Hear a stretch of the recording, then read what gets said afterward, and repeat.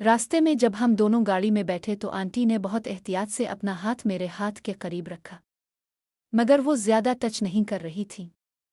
बस हल्का सा हाथ लगा हुआ था, जैसे वो खुद भी डर रही हों कि कहीं ज्यादा कुर्बत ना हो जाए। सिर्फ इस वक्त उनका हाथ थोड़ा मजबूत हो जाता जब मैं ब्रेक लगाता, आकार को मोड़ता। उनकी उंगलियां हल्के से मेरे हाथ को छू जातीं और फिर फौरन ढीला हो जाता। इस हल्के से टच में भी एक अजीब सी नाजुक सी वार्मथ थी। मैं ड्राइविंग करते हुए कभी कभी उनकी तरफ देख लेता।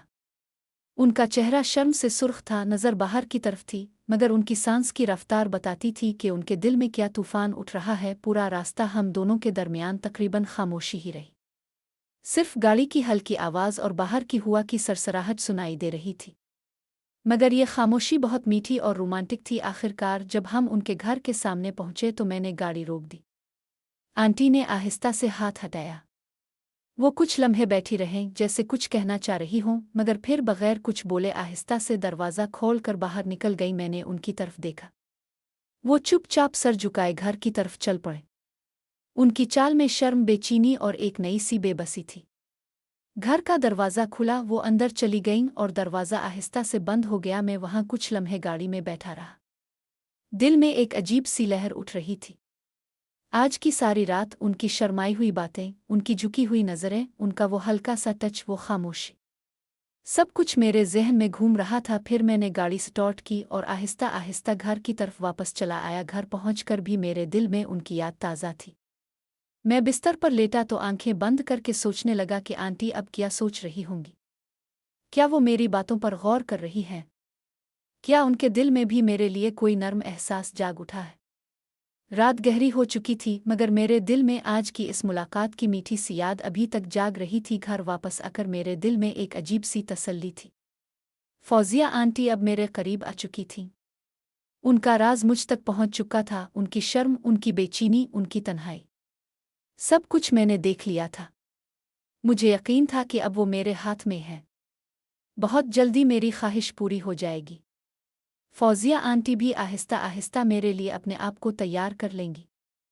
अलबत्ता थोड़ा वक्त ज़रूर लगेगा, क्योंकि उनके दिल में अब भी ख़ानदानी इज़्ज़त, गुरूर और शर्म की एक मज़बूत दीवार थी। मगर मैं सब्र से इंतज़ार कर सकता था। मैंने सोचा कि जब वो खुद मेरे करीब आएंगी तो ये लम्हा और भी खूबसूरत होगा। उनकी रज़ामंदी से, उनकी शर्माई हुई अदा से, उनकी नर्म नज़रों से, सब कुछ मेरे लिए बहुत कीमती था। इस सोच के साथ मैंने खाना खाया। माँ ने पूछा कि कहाँ गया था। मैंने बस हल्के से मुस्करा कर कह दिया कि दोस्तों के साथ था। खाने के बाद मैं सीधा अपने कमरे में आ गया। कमरे का दरवाज़ा बंद करके मैं बिस्तर पर लेट गया। कमरे में हल्की सी रोशनी थी। मैंने आंखें बंद कीं तो फौजिया आंटी की सारी तस्वीरें एक एक करके सामने आने लगे। उनका शर्म से सुर्ख चेहरा, झुकी हुई नज़रें, बेंच पर बैठे हुए उनका कांपता जिस्म, गाड़ी में मेरे हाथ पर उनका हल्का सा हाथ और घर जाते वक्त उनकी चुपचाप चाल, सब कुछ मेरे ज़हन में घूम रहा था। मैंने दिल ही दिल में सोचा, फौजिया आंटी आप कितनी खूबसूरत हैं। आपकी शर्म भी कितनी प्यारी है। अभी तो सिर्फ आगाज़ है। आहिस्ता आहिस्ता आप भी मेरे दिल की बात समझ जाएंगी। मैं आपको कभी तकलीफ नहीं दूंगा, बस आपको चाहता हूँ। बहुत प्यार से। यूनिवर्सिटी का काम बाकी था, मगर इस रात मेरा दिल काम करने का बिल्कुल मूड नहीं था। मैंने लैपटॉप खोला तो भी फौजिया आंटी की याद ने मुझे घेर रखा था। मैंने सोचा कि कल उनसे मिलने का कोई बहाना ज़रूर बनाऊंगा। शायद एक सादा सा मैसेज कर दूं, और फिर कोई छोटी सी बात का बहाना। रात गहरी हो चुकी थी। मैं बिस्तर पर लेटा रहा और फौजिया आंटी के बारे में सोचता रहा। उनकी तन्हाई, उनकी बेचैनी, उनकी नर्म अदा, सब कुछ मेरे दिल में एक मीठी सी उम्मीद और रोमांस भर रहा था। आखिरकार थकावट की वजह से आंख लग गई, मगर ख्वाब में भी फौजिया आंटी की शर्माई हुई मुस्कुराहट सामने आ रही थी। रात को यूनिवर्सिटी का काम ख़त्म करने के बाद मैं सो गया। दिल में फौजिया आंटी की याद अब भी ताज़ा थी, मगर थकावट की वजह से जल्दी नींद आ गई। सुबह रूटीन के मुताबिक मैं उठा, नाश्ता किया और तैयार होकर यूनिवर्सिटी चला गया। आज मेरे 2 लेक्चर्स थे। एक पहला लेक्चर सुबह का, फिर तकरीबन 2 घंटे का वक्फा और उसके बाद आखिरी लेक्चर। यूनिवर्सिटी पहुंचकर मैंने पहला लेक्चर अटेंड किया। लेक्चर के बाद जब क्लास से निकला तो दिल में एक अजीब सी बेचैनी थी। फौजिया आंटी की बातों ने मुझे रात भर सोचने पर मजबूर किया था। मैं यूनिवर्सिटी के वसी और खूबसूरत ग्राउंड में आकर एक दरख्त के नीचे वाली बेंच पर बैठ गया। चारों तरफ हरियाली थी, हवा में हल्की सी महक थी और तलबा इधर उधर चल रहे थे। मैंने अपना फ़ोन निकाला और सोचने लगा कि आज महविश को कॉल कर लूं। महविश मेरे साथ यूनिवर्सिटी में पढ़ती थी और हमारी अच्छी दोस्ती थी। मैंने फ़ोन उठाया और महविश को कॉल कर दी। फ़ोन की घंटी बजने लगी। दिल में फौजिया आंटी की याद और महविश से बात करने की ख्वाहिश एक साथ थी। महविश ने फ़ोन उठाया तो इसकी हल्की सी मुस्कुराहट भरी आवाज़ आई, हेलो, क्या हाल है? मैंने मुस्करा कर जवाब दिया, सब ठीक है। आज वक्फा है तो सोचा तुमसे बात कर लूं। हम दोनों ने कुछ देर आम बातों का सिलसिला जारी रखा। महविश ने पूछा कि हाल चाल कैसा है, पढ़ाई कैसे चल रही है। मैंने भी इससे बात की मगर मेरे जहन का एक हिस्सा मुसलसल फौजिया आंटी पर था। उनकी शर्माई हुई अदा, कल रात की वो खामोशी, उनका हल्का सा टच, सब कुछ याद आ रहा था। लेक्चर के वक्फे के दौरान ग्राउंड में बैठे हुए मैंने सोचा कि फौजिया आंटी को भी एक मैसेज कर दूं। शायद एक सादा सा क्या हाल है आंटी जी वाला मैसेज। मगर फिर सोचा कि अभी थोड़ा इंतज़ार कर लो, उन्हें सोचने का वक्त देना चाहिए। महविश से बात करते हुए भी मेरे दिल में फौजिया आंटी की नर्म याद बार बार आ रही थी। मैंने दिल ही दिल में सोचा कि फौजिया आंटी जैसे नाजुक, खूबसूरत और शर्मीली औरत के सामने महविश की बात कितनी मामूली लग रही थी। दूसरे लेक्चर का वक्त करीब आ रहा था। मैंने महविश से बात ख़त्म की और फ़ोन जेब में रख लिया। ग्राउंड की बेंच पर बैठे बैठे हुआ के झोंकों से दरख्तों की पत्तियां हल रही थीं। मैंने आसमान की तरफ देखा और आहिस्ता से मुस्करा दिया, फौजिया आंटी, अब तुम मेरे दिल में घर कर चुकी हो। जल्दी ही तुम भी इस बात को समझ जाओगी कि मैं तुम्हें कितना चाहता हूँ। मैं यूनिवर्सिटी के ग्राउंड में दरख्त के नीचे वाली बेंच पर बैठा हुआ था। हवा में हल्की सी खुशबू थी और चारों तरफ तलबा की आवाज़ें दूर दूर तक गूंज रही थीं। मेरे जहन में फौजिया आंटी की याद अब भी ताज़ा थी, मगर एक और बात भी थी जो मुझे आज करनी थी। मेरे हिसाब से महविश को दिन के टाइम कॉल करना ही ज़्यादा मुनासिब था। इस वक्त इसका शौहर अपनी जॉब पर होता था, इसलिए घर पर तन्हाई होती थी और बात करने में कोई रुकावट नहीं पड़ती थी। मैंने सोचा कि थोड़ी देर बात कर लूँ, इसकी आवाज़ सुन लो।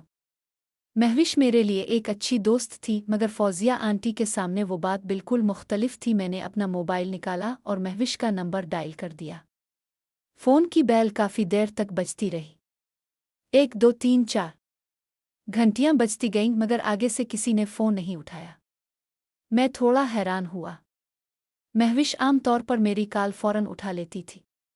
मैंने सोचा शायद वो मसरूफ़ हो या फिर फ़ोन साइलेंट मोड पर हो। मैंने फ़ोन कान से हटाकर स्क्रीन की तरफ देखा।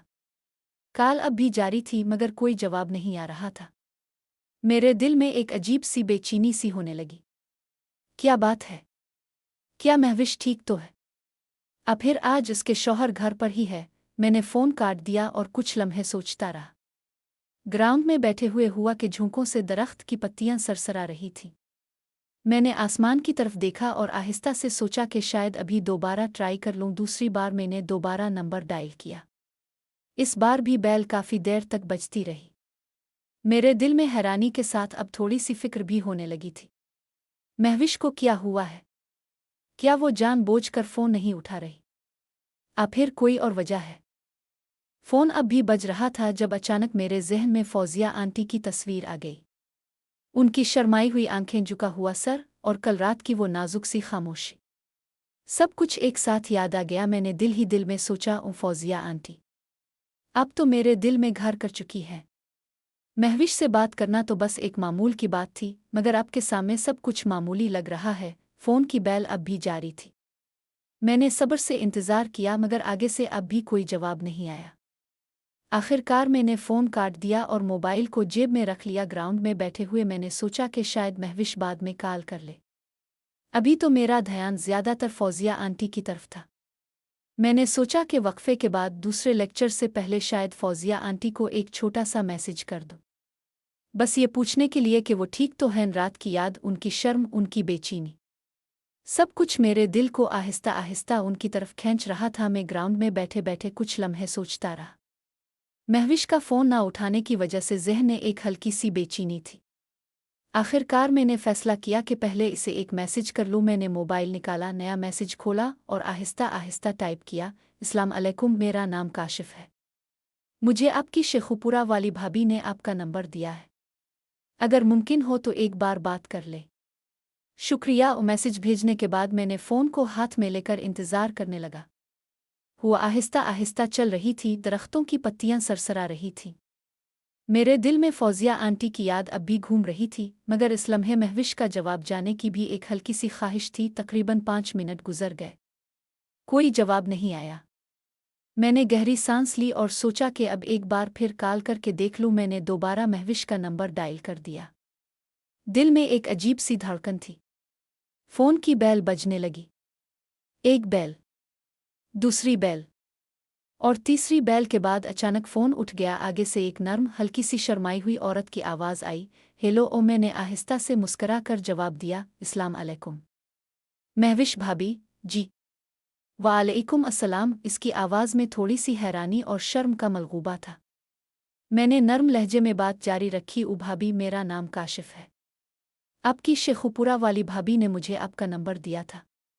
मैंने पहले मैसेज भी किया था। वो कुछ लम्हे खामोश रहे, फिर बहुत आहिस्ता आवाज़ में बोले, ओ जी। मैंने मैसेज देख लिया था। मेरी आवाज़ में प्यार और एहतराम था। मैंने आहिस्ता से कहा, ओ भाभी, अगर आपको कोई तकलीफ़ ना हो तो थोड़ी सी बात कर लेते। मैं सिर्फ एक बार मिलना चाहता था आपसे। महविश की आवाज़ में अब भी शर्म थी, मगर वो आहिस्ता आहिस्ता बात करने लगे। हम दोनों ने कुछ देर आम सी बातों का आगाज़ किया। वो पूछ रही थीं कि मैं क्या करता हूँ, कहाँ रहता हूँ। मैंने भी बड़े नाजुक अंदाज में उनसे बात की। इस दौरान मेरे दिल का एक हिस्सा मुसलसल फौजिया आंटी की तरफ जा रहा था। महविश की आवाज़ अच्छी थी, मगर फौजिया आंटी की वो शर्माई हुई अदा, उनकी झुकी हुई नज़रें, उनका वो नाजुक वजूद मेरे दिल में कहीं ज़्यादा गहरा असर छोड़ रहा था। फ़ोन पर बात करते हुए भी मैंने सोचा कि फौजिया आंटी को जल्द ही एक मैसेज ज़रूर करना चाहिए। उन्हें बताना चाहिए कि मैं उनकी याद में हूँ। ग्राउंड में बैठे हुए वक्त आहिस्ता आहिस्ता गुजर रहा था। दूसरे लेक्चर का वक्त करीब आ रहा था, मगर इस लम्हे महविश से बात करने में भी एक ख़ास सी दिलचस्पी महसूस हो रही थी।